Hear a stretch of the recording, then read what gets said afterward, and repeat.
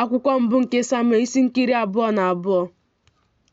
Devid wee si n'ebe ahụ jee wepụga onwe ya ruo ọgba Adulam. Ụmụnne ya na ụlọ nna ya niile wee nụ ya, ha were dakwuru ya n'ebe ahụ. Ha wee chịkọta onwe ha n'ebe ọ nọ, bụ nwoke ọbụla nke nọ na mkpagbu, na nwoke ọbụla nke nwere onye ọ na-arịọ ego na ọmụrụ nwa, na nwoke ọbụla mkpụrụ obi ya dị ilu. O wee bụrụ ụdị isi ha ihe aka nọ ndị ikom wee nọ n'aka ya. Devid wee si n'ebe ahụ jee ruo Mizpe Moab. O si eze Moab, biko ka nna m na nne m pụta nọ n'etiti unu ruo mgbe m maara ihe Chineke ga-emere m. O wee duru ha bịa n'ihu eze Moab. Ha wee biri n'aka ya ụbọchị niile nke Devid nọdụ ebe ahụ e wusiri ike. Gad bụ onye amụma wee sị Devid, anọdụla n'ebe e wusiri ike, jee baghara onwe gị n'ala Juda. Devid wee jee baa n'oke ọhịa Heret. Sọl wee nụ na a matara ihe banyere Devid na ndị ikom ya na ha nọ.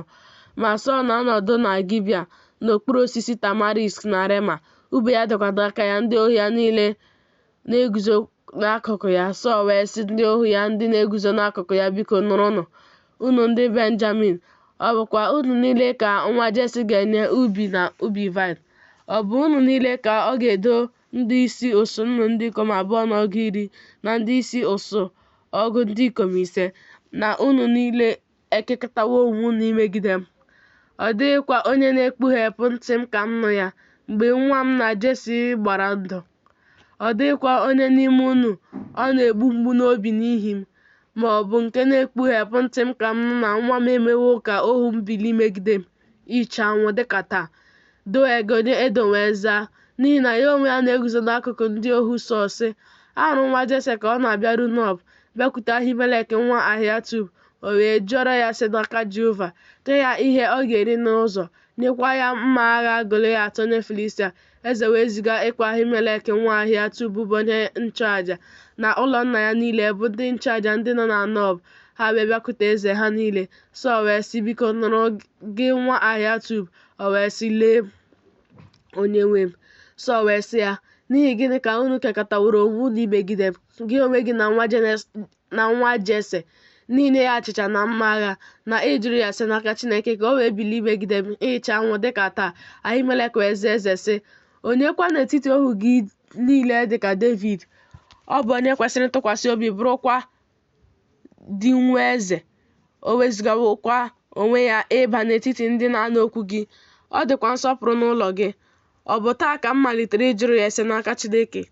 Ya bụrụ m ihe arụ ka eze ghara ibo ohu ya ebubo ọbụla, gharakwa ibo ụlọ nna m niile, n'ihi na ohu gị amaghị ihe ọbụla n'ihe a niile, nke dị nta maọbụ nke dị ukwuu.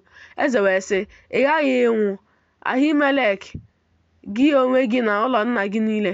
Eze wee sị ndị ọgba ọsọ ndị na-eguzo n'akụkụ ya, chegharịanụ, mee ka ndị nchụaja Jehova nwụọ, n'ihi na aka ya dịkwa n'akụkụ Devid, na n'ihi na ha maara na onye na-agbapụ ka ọ bụ. Ma ha ekpughepụghị ntị m ka m nụ ya. Ma ndị ohu eze ekweghị isetịpụ aka ha ịdakwasị ndị nchụaja Jehova.